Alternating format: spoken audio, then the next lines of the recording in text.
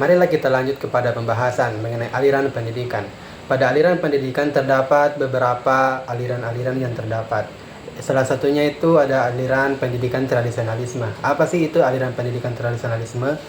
Jadi aliran pendidikan tradisionalisme adalah pandangan ataupun filsafat pendidikan yang menekankan pada warisan budaya, nilai moral, norma agama, ataupun kebiasaan lama yang dianggap penting untuk dipertahankan serta diwariskan kepada generasi berikutnya. Intinya, aliran ini lebih berfokus pada pelestarian nilai lama daripada menciptakan hal-hal yang baru. Adapun contoh dalam praktik dari aliran ini yakni sekolah berbasis agama. Pada sekolah berbasis agama tradisional, banyak mengajarkan mengenai dogma, tata krama, serta moral tanpa banyak ruang untuk berdiskusi kritis. Selanjutnya kita beralih pada aliran perennialisme.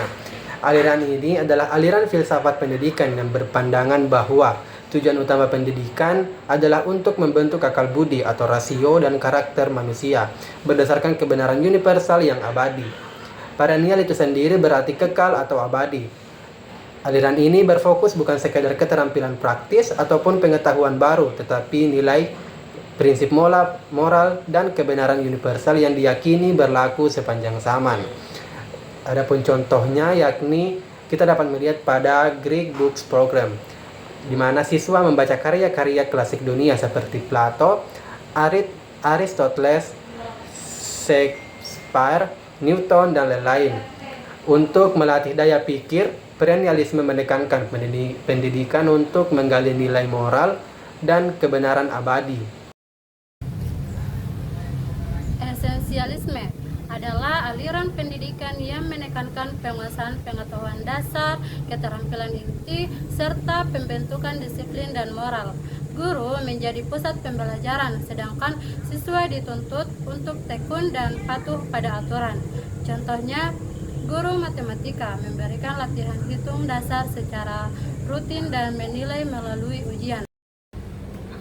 Aliran progresivisme. Aliran pendidikan ini menekankan bahwa belajar harus berpusat pada siswa dengan pengalaman nyata, pemecahan masalah, dan kerjasama.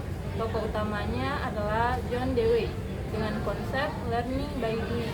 Contohnya dalam pembelajaran geografi, siswa tidak hanya mempelajari teori tentang jenis tanah, tetapi diajak langsung mengambil sampel tanah di sekitar sekolah, lalu membandingkan perbedaan teksturnya.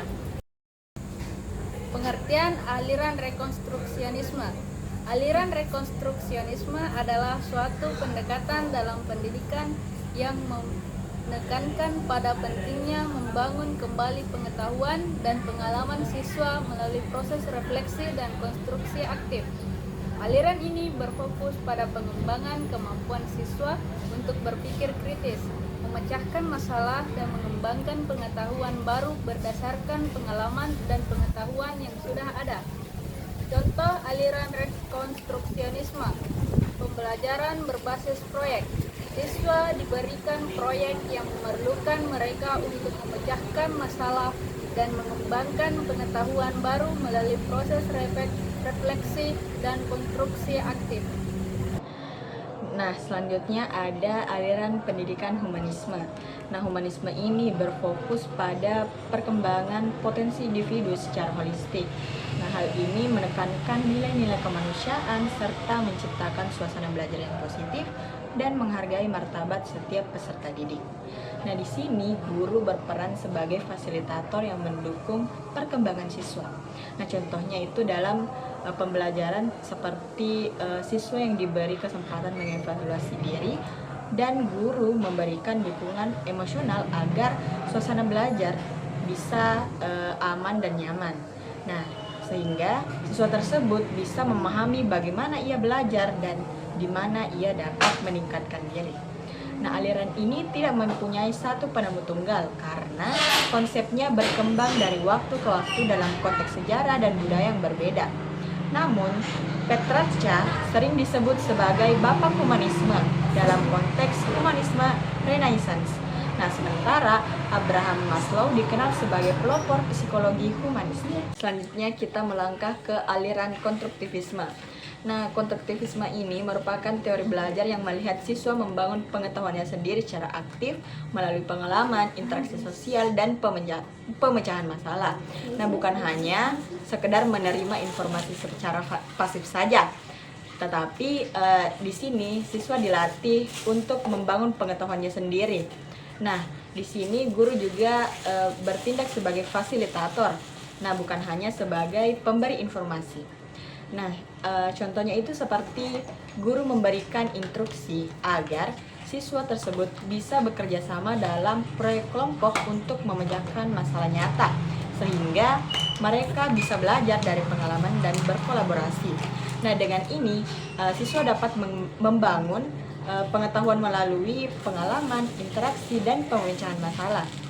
Nah, penemu aliran ini ialah Jean Piaget dan Lev Vygotsky.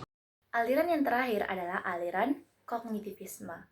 Kognitivisme merupakan aliran pendidikan yang menekankan proses mental aktif dalam belajar, seperti memahami, mengingat, dan menalar.